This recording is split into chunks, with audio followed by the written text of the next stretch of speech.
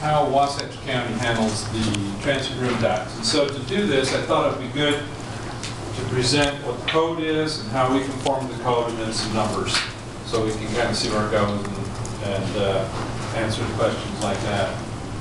So, Title 17, which is the code, the state code for counties, is what governs our transient room tax. And 1731-2 is what basically gives us permission to do certain things with the tax. So just going over that, the purpose of the transient room tax, this is out of the state code. The purpose of the transient room tax and expenditure of revenues is the purchase or lease of facilities. We've done that. Mitigating impacts of recreation, tourism, or conventions. We've done that. And issuance of bonds. We've done that. So we've done all these things that we're allowed to do. Item 1 here, any county legislative body may impose the transient room tax provided for in section 5912-301 for the following purposes, for the purposes of, and then it lists the purposes. So Wasatch County, back when this was first instigated, before I started working for the county, the state legislature allowed through this act, this ordinance, to allow the counties to levy a 3% tax on rooms, hotel rooms. And that's been applied also to, as we do it now, we do it on nightly rentals, anything that's rented for a nightly basis, we can, it's been interpreted, we can assess the 3% tax. Even camping facilities. Yes, even camping facilities, that's correct. Then a few years ago, about 7 or 8 years ago, the legislature came back and said, hey, we're going to let you do an additional 1.25%. So I'll talk about the differences between those. So the allowed uses, the first listed uses are establishing and promoting recreation, tourism, film production, and conventions. Okay, so establishing and promoting, so tourism, obviously, I mean, list tourism, so Ryan, he's obviously establishing and promoting tourism, but we also do some recreation, establishing and promoting through the rec department and the rodeo. And so it's not all through Ryan, but Ryan works with that group as well, and there could be other groups that we could do. I'm not aware that we've ever used any of this money for film production, and I'm not aware that we've done anything for conventions. But we have recreation and tourism. And the film and the conventions just kind of fall under our umbrella, so yeah, we'll do promotion of both. But yeah. Well, that's true. If there's any money that we funnel into tourism and they use that money for film production, but we haven't directly allocated for film production anything. It's always gone through Ryan's group. Then B, acquiring, leasing, construction, furnishing, maintaining, or operating the following things.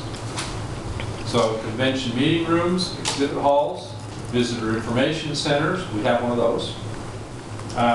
Museums, now we have one of those, and we haven't funded anything yet. Oh, sorry. Sports and recreation facilities, we have those. And then related facilities, and we probably have those, I don't know what they are, but related. So, in addition to A and B, we can then also acquire land, lease land, or make payments for construction or infrastructure improvements required for or related to the purposes listed in subsection 1B, which are these here. So we can buy land for convention meeting rooms, we can buy land for exhibit halls, we can buy land for visitor information systems, or museums, or sport and recreation facilities, or related facilities. Or construction. Or we can do construction for those same things, we can do infrastructure improvements for those same things. So that's a pretty broad list. But it is restricted to those 6 items in B, as far as acquiring land. Okay? So, in addition to that, as required to mitigate the impacts of recreation, tourism, and conventions in counties of the 4th, 5th, and 6th class, which we are fourth class at this time. Solid waste disposal operations, emergency medical services, search and rescue activities, and law enforcement activities. So if any of these are related to the impacts of recreation, tourism, or conventions, we can use the money for that. We could use the money to clean up after the golden people. We can. Golden people. We could That was use a it to long have- time ago. We could use it to have EMS people at any type of event, a marathon or rodeo or other things. We haven't done that in the past, but I actually have been working this year to do some of that this year. I'll explain that in just a minute. Go to the next item. So here's where we start getting the exceptions and where things have to fall. First page seemed pretty clear. Now we're going to muddy it all up. Except as provided in subsection 4. Subsection 4.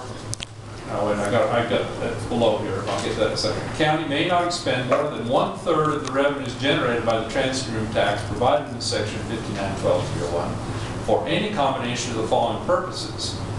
And so, going back to this page, so these 6 items here, we are restricted to using 1/3 of that revenue generated by this first. No more than 1/3. No more than 1/3. No more than 1/3 for each one? Of these 6. Total. Total. So that means item A, which is establishing and promoting recreation, tourism, film production, and conventions,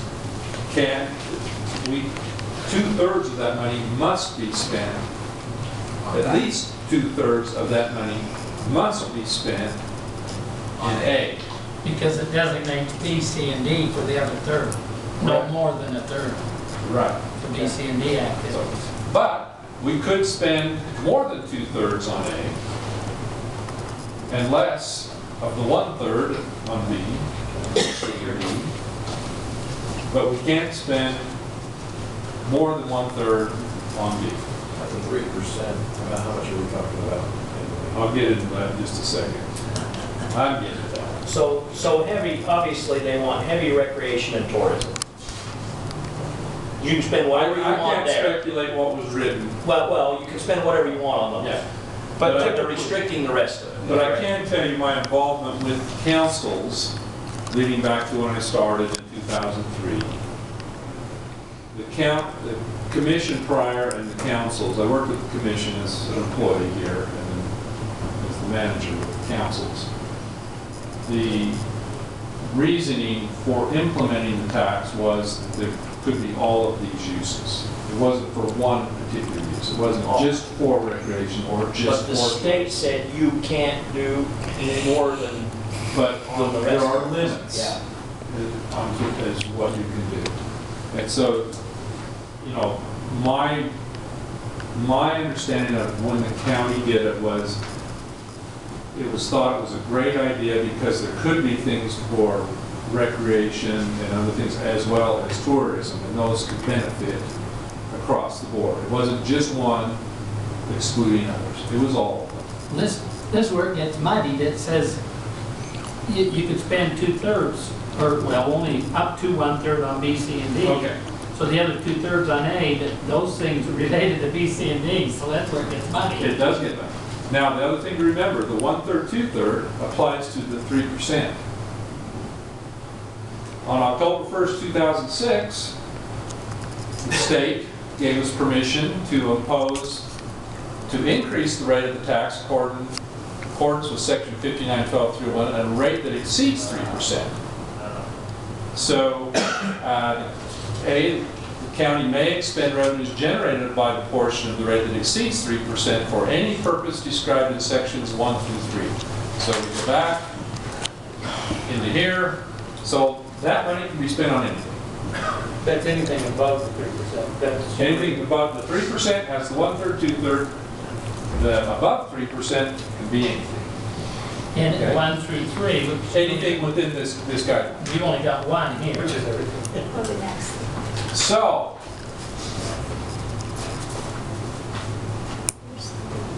The county elected then in 2006, 2007, to implement an additional 1.25%. So now, if somebody rents a room or a camping spot or anything, they pay 4.25% tax to the state. The state then reapportions the money back to the county. Now, what the county gets, I don't know exactly what the numbers are, but the state keeps some. We don't get the full 4.25%. They have some administrative charges, however you want to look at that. And I don't know how, do you know how it's broken down, Ryan? I'm not sure. But they do keep some of it, so we don't get the full 4.25%. But for 2017, the total amount budgeted to apportion to Wasatch County from Utah State Tax Commission is $1,677,200. That's what we budgeted for 2017. I'll go through how we broke it out. And we just found out 3 weeks ago, because it's a 3-month delay, that in 2017 we actually collected 1.8 million. So we don't find out until the end of March, because there's a 3-month delay on the reapportioning of the taxes back to the county. Both my sales Page tax. you give us is 3 months behind. That's correct. And that's across the sales tax, all those taxes are led by that. So we have to guess. So this coming fall, we will guess. Now, we guessed for 2018, we guessed 1.8 million. And that's what's in our current budget this year. But for the budget of 2017, we budgeted $1,677,200. That's the 4.25%. So this is how we break it down. The 4.25% is broken down into components of 2%, 1%, and 1.25%. The 2 and the 1 is the 3%. That has the 1/3, 2/3. The 1.25% has no restrictions. So looking at the 2% component, it must be used for establishing and promoting recreation, tourism, film production, and conventions. The 2% component for 2017, and I just applied the factor of what that was $788,284. Okay? The 1% and 1.25%, which I combined together now because both of those could be used for any of those things. But, yeah. This budget amount was $888,916.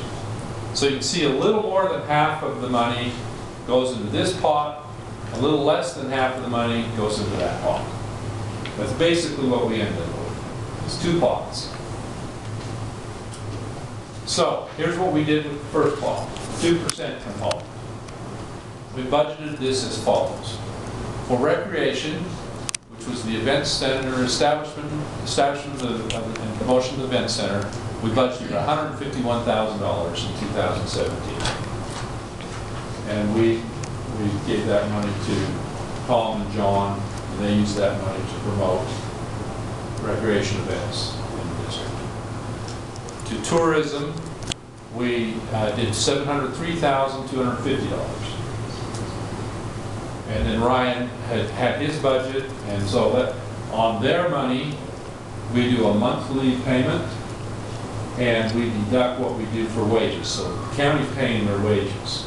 And so whatever $703,250 is divided by 12, that's the amount, minus wages, benefits that the county pays, and then they get a check. That total is $854,250. So you can see in the 2% component, we had budgeted about $788,284. So we exceeded what we had in the budget by $65,966. And that's what we budgeted that way. Because that part of that 1/3 could be used in anything. So we took a part of the 1/3 and put it over there. So here's the 1/3 component, the 1% and 1.25%. In the recreation fund, which is Fund 39, the new ball fields, we had $375,000 budgeted. in the Recreation Fund 32, which is the bond on the event center, it's $50,000. And then we did a transfer to the tourism component of $65,966, and that was what we did here. That's what we spent more than the 2% component. For that total, it's $490,966. So if you take those and add them up, subtract them from the $1,677,000, $77,200, we had an unappropriated surplus to the fund of $332,000. Is there more than that because the 1.8 actually came in? The 1.8 actually came in, so we actually have about $200,000 more actual. So But this was budgeted. I'm just doing the budgeted numbers at this point. So on this reserve, then, is there a maximum amount that we can have in reserve? There is not. The second In the component there, in the papers I gave to you, the state code pertaining to the fund balances contained in there. So we can use that reserve for our one-time funds, like say the roof on the rec center? Yes. Stuff like that, things that we can use for one. Currently, we have, as a fund balance in that fund, about $3 million. Okay? All of that fund could be used for anything within that list. Okay? Because each year we've been spending the amount or more of the 2/3 portion of the 3%. So that what's remaining, the unappropriated fund balance, has been in the 1/3 portion. And is that on purpose? Is that a strategy on purpose? To a degree. I'll get to that. When this was initiated the second time, the 1.25%, was the time when we were looking at the rec center. Purchasing the rec center, retrofitting the rec center, and then, right after that, redoing the fairgrounds and building a new outdoor arena, as well as the expansion of the event center. The event center was already built, it had a bond, and that was being paid for. So all these other things were happening, and part of the 1.25%, it was anticipated that we were going to get about $4.5 million from Red Ledges to help pay towards the construction of the rec center. The purchase of the building and the construction was closer to about $10 million, a little more than $10 million. And so it was anticipated that to cover the difference, we would likely use funding from the 1.25 portion. The last few years, Red Ledges paid us until just a few years ago, they paid the full $4.5 million. Okay? Then, after that, we started paying out of the general fund. We could have been paying out of this fund, and we likely will, but our fund balance was high enough that we took it down. That payment is about $700,000 a year, and the balance that we have on that bond right now is $7,215,000. That reflected interest, because you said it. That reflects interest. 10 million. That reflects interest. They paid 4. Well, there were some other things that went into that. I don't remember the exact numbers, but there were other things that went into that. In addition to that, we've been paying for the Hicken land purchase. Now, we just paid off one of those, or we just paid off, or we're going to pay off the one Hicken land purchase. Yeah, January. January, we just paid off the one, which was the first one we did, where the event center is, and then this is the second one, which still has a balance of almost 187,000. The other thing that's allowed by this funding is the search and rescue. We recently implemented the snowmobile purchase assist for them, and so and then the $60,000 that we go to there can come out of this fund as well, because that's solely mitigating the situation for search and rescue, which was allowed under fourth class counties. EMS services for mitigation of recreation tourism. Once again, we haven't done anything out of those. And then a new convention center. So part of when we instigated the 1.25% on top of the 3% was that we wanted to build a convention center someday. That's before most of you, a couple of you were here. But we've been saving some reserve money to go towards eventually building that type of facility. And that could range from what we've looked at, anywhere from about $4 to $8 million, depending on the size and location and use of the building. And we've talked about different scenarios. That's not zeroed in on it. But we've got about $3 million reserve right now. I have always tried to keep about a year's amount in the reserve. So in reality, it's probably about $2 million in reserves that I would feel comfortable using.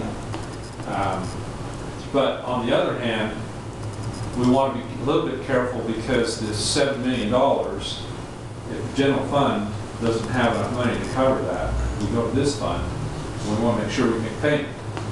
So we have those kind of looming over us. Well, we've got some critical assets too that we need to make sure we got money to repair and replace. The repair and replace absolutely. account is kind of critical. That's what this is. And this money, when it comes to the building stuff, which isn't direct tourism, but like if it's recreation or convention center building, this can also be used for maintenance and cost of operation, whereas impact fees can't.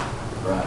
Now, we do have some money in impact fees for recreation. It's a lot lower amount, but we are using that money as we develop, and that's what Tom has just gone through with the Park and Rec Board, was a list of priorities, things that they want to build. And so we will use those funds to help construct some of those. We'll use these funds to help pay for some of the, I mean, the roof was Yeah, it's a big deal. $400,000 deal. But it was causing all kind of trouble. We had to do it. Anyway, But it was a big one.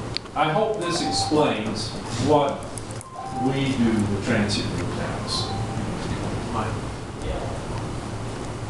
What's the term, you may have said this, what's the term of the rec center bond? How many more years do you know? We just redid it a few years ago, didn't we? We pay about $700,000 a year, so So do some math. around 10. It's over 10 years, because that's principal and interest, Okay, so it's around 10 more years. so 10-ish. We saved some money too by doing it.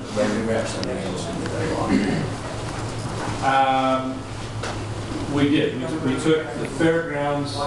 We had done the Obama bond. They called it an Obama bond.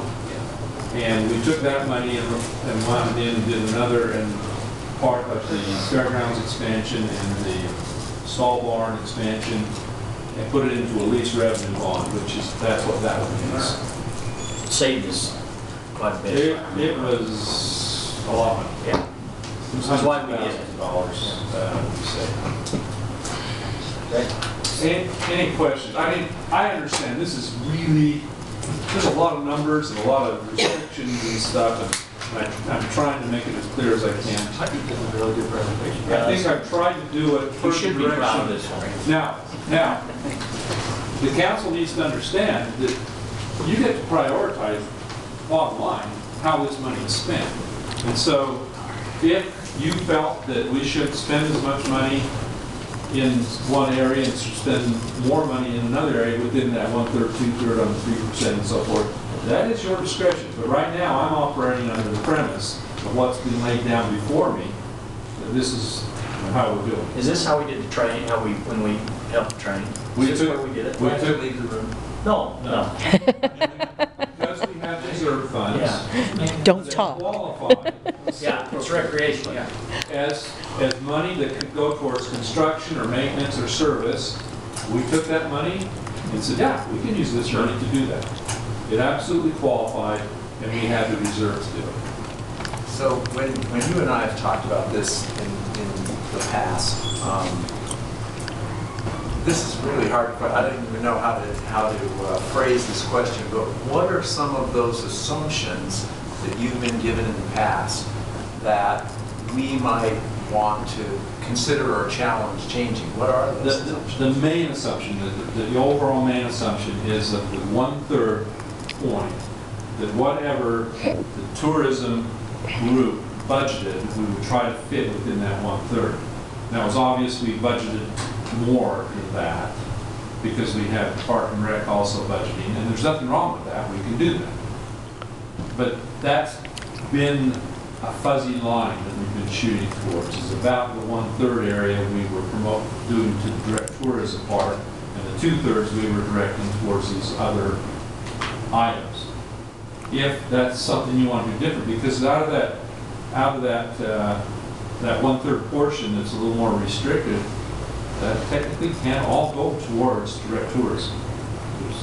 That is something we can have. But what's been done in the past is, say, Ryan, why don't you get a budget for us? He sends the budget over. I've pushed back a couple of times on little things, but mostly it's there, and that's what we budget. Only when I ask for 100% of it, but. A little pushback there. A lot of pushback. So I think, you know, as I look at the things on the slide and listen to what you said, that the county has obviously in the last 10 or 15 years made strategic decisions about the event center. That was a Yes. big deal, and that's Rec strategic center. to the county. The Rec Rec center. center, it's a big deal. You know, ball fields was not as big, but, you know. But we made a conscious decision if we're going to, these are the funds we're going to use. And so, you know, what I, The train. the train, and that's a big deal. Do I have to leave? Okay.